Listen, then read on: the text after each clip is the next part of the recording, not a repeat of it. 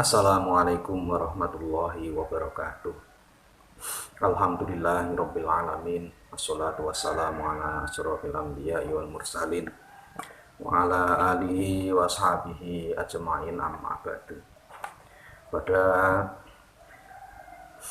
para pamirsa ingkang hormatan, kang sepindah monggo kita sarangan bersyukur dhateng Allah Subhanahu wa taala. Datikan sampun mari kita kanugrahan ingkang kathah sehingga dalam kesempatan menika kita saged sareng-sareng nambah wawasan kita babagan ilmu agami. Kita muji syukur dhateng Gusti Allah kanthi alhamdulillah sesarang kita dherekaken alhamdulillahirabbil alamin. Salajengipun selawat salam sesarengan monggo kita punjuk aturaken dumateng junjungan kita Kanjeng Nabi Agung Muhammad sallallahu alaihi wasallam menika nabi akhir zaman ingkang kita dhereki napa kados lampahipun lahir tembi batos. Kita muji syukur dhateng Gusti Allah kanthi selawat dhateng Kanjeng Nabi sarangan kita dherekaken Allahumma sholli ala sayyidina Muhammad wa ala ali sayyidina Muhammad. Para pamirsa ingkang kinurmatan, salah setunggaling perkawis haliyah batin ingkang sangat berpengaruh kalih keterimane ibadah kita jenengan menika babagan ikhlas. Ikhlas niku saking bahasa Arab maknane murni. Terus maknane ikhlas niku memurnikan ibadah mung pados ridhanipun Gusti Allah Subhanahu wa taala. Niku maknane ikhlas. Terus nek enten campuran-campuran kanggo ibadah sakliyane sejo atau tujuan selain Allah niku mboten dimaknani ikhlas. Ngeten. Terus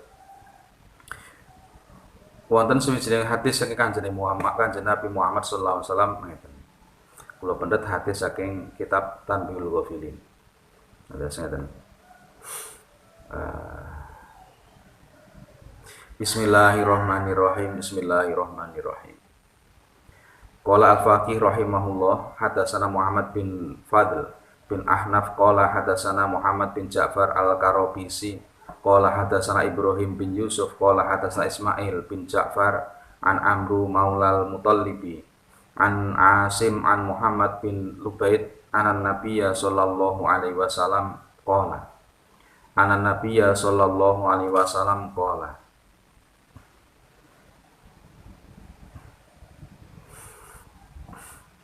akhwafu ma akhafu alaikum asyirkul asghar. Qalu ya Rasulullah wa ma asyirkul asghar. Qalu arya. Yaqulullahu ta'ala lahum yauma ijazi al ibadu bi amalihim idhabu ilal ladzina kuntum turauna lahum fid dunya fanduru hal tajiduna indahum khaira. Niku sing hadis saking Kanjeng Nabi Muhammad sallallahu alaihi wasallam niku dawuhe ngeten. Dados Kanjeng Nabi, akhwafu ma akhafu alaikum asyirkul asghar. Kanjeng Nabi Muhammad sallallahu alaihi wasallam niku tansah atau selalu mengkhawatirkan sesuatu akan menimpa umatnya. Sesuatu ini bukan masalah pagebluk cara rohan, cara jasmani mboten, tapi niki sesuatu kahanan yang mengkhawatirkan secara rohani, secara hati seseorang. Napa? Ngeten. Cara bahasane ngeten akhwafu ma akhafu.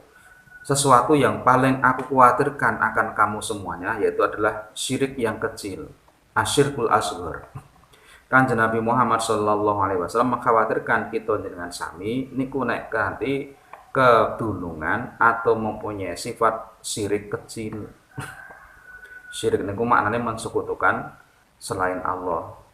Jadi mensekutukan Allah dengan jalan tujuan ibadah orang mung Gusti Allah. Ya nejo golek ridane Gusti Allah tur karo golek sakliyane Gusti Allah. Niku jenenge syirik.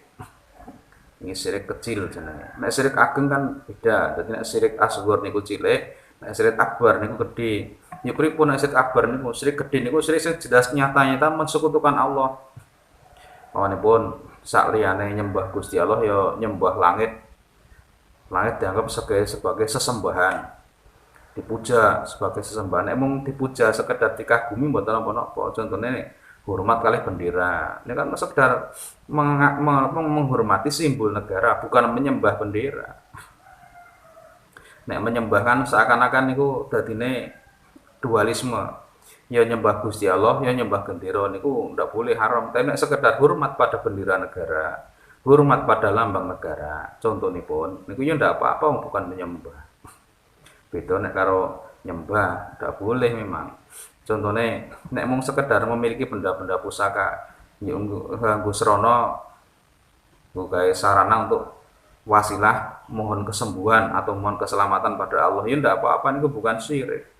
Bukan musyrik, wong tidak menyembah benda-benda bertuah, tidak menyembah keris, tidak menyembah pusaka. Itu cuma sebagai sarana dari Allah Subhanahu wa taala untuk kita mohon pada Allah agar diberi keselamatan. Bukan syirik itu. Itu mirip dengan kejadian ketika seorang polisi atau tentara perang ke medan laga, ke medan pertempuran. Nek dia itu kalau dia itu membawa bedil, membawa meriam, apa itu disebut dengan musyrik? Kan ya tidak. Bawa bedil, bawa meriam, bawa pistol, itu bukan syirik, wong itu cuma alat untuk sarana mencari keselamatan dengan kodok dan kodarnya Allah Subhanahu wa taala. Wong tidak disembah kok bedilnya itu, tentara itu. Polisi juga tidak menyembah pistol. Itu ya bukan musyrik. Mirip dengan ketika seseorang itu memohon keselamatan pada Allah dengan mencari benda-benda bertuah. Itu juga bukan musyrik. Kalau musyrik yang musyrik yang besar, ya dicontohkan ketika zaman jahiliyah dulu.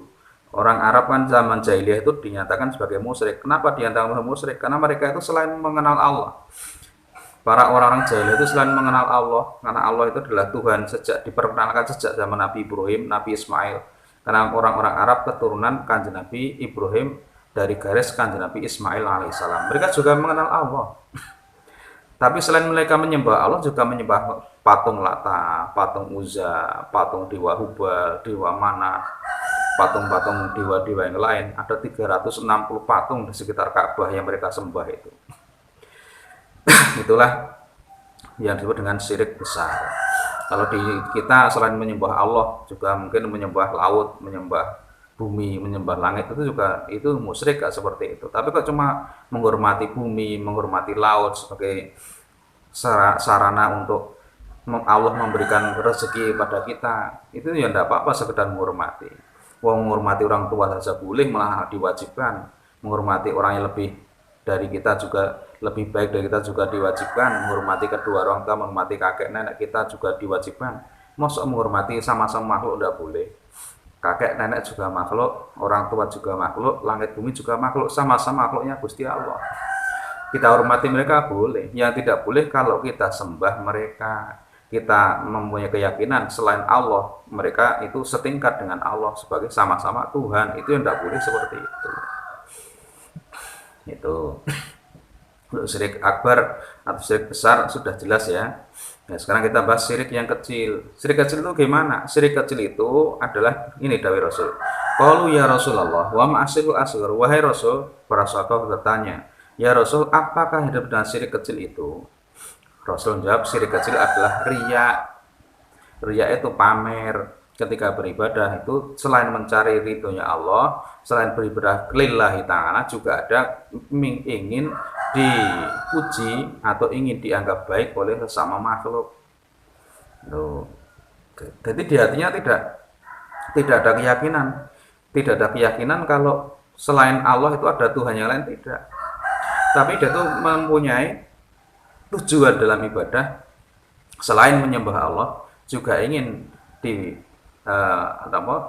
cara Jawanya di alam juga ingin dianggap baik oleh sesama makhluk. Itu yang tidak boleh seperti itu.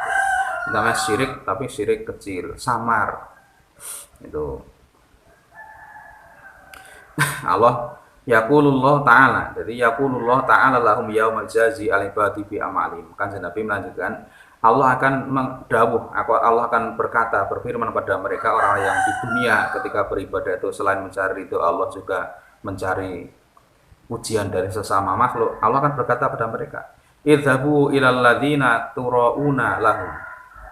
Hai manusia yang dulu di dunia kalian semua beribadah selain mencari ridho juga mencari ridho atau mencari pujian dari manusia-manusia lain, sekarang jangan minta imbalan padaku. Tapi sekarang carilah kalian imbalan dari dulu orang-orang yang kalian berusaha untuk mencari pujian dari mereka. Cari mereka sekarang di mana. Gitu. Jadi Allah tidak butuh pada amal hamba yang tidak murni karena Allah Subhanahu wa taala. Itu adalah kecelakaan yang nyata bagi manusia-manusia seperti kita yang sudah beriman pada Allah tapi masih di akhirat kelak tidak bisa memperoleh pahala karena pahalanya hapus. Kenapa hapus? Karena Allah tidak memberikan. Kenapa tidak memberikan? Karena Allah merasa tersinggung. Dalam bahasanya tersinggung apa? Tidak butuh pada amal perbuatan yang tidak murni karena dilakukan karena Allah Subhanahu wa taala. Itulah Bapak Ibu, ngeten. Nek cara Jawane ngeten. Nek cara Jawa niku riyak niku aleman, golek alem. Gitu. Golek alem. Lah nek nuwun saya Pak Bu, cah cilik dialem wangun. Anak-anak golek alem wangun, jenenge bocah aleman. Lah nek ana wong tuwa sudah dewasa kok aleman apa iya golek alem wong tua terus tiba-tiba maknane wah wong tua kok aleman ya ora wae sing aleman kan cah cilik ngene wong tua kan mboten aleman meleh ngeten karena menika monggo Bapak Ibu sedaya para pamirsa kita sarang-sarang niti-niti diri kita masing-masing, kita perhatikan hati kita ini apakah masih terdapat hal-hal atau sifat-sifat riya seperti ini. Kalau masih terdapat, kita mohon perlindungan pada Allah, kita mohon pertolongan kepada Allah agar sifat-sifat asor atau sifat-sifat hina seperti ini Allah kersa untuk menghilangkan dari hati kita. Kita berusaha untuk menghilangkan sifat-sifat ini dengan pertolongan Allah Subhanahu wa taala. Para Bapak Ibu, demikian yang dapat kami sampaikan. Banyak kesalahan, mohon maaf. Semua intinya adalah kita beribadah ditata hati kita. Tata hati kita untuk selalu mengharapkan hanya ridho Allah Subhanahu wa taala. Demikian, banyak kesalahan, mohon maaf. Kami akhiri. Wabillahi taufiq wal hidayah. Assalamualaikum warahmatullahi wabarakatuh.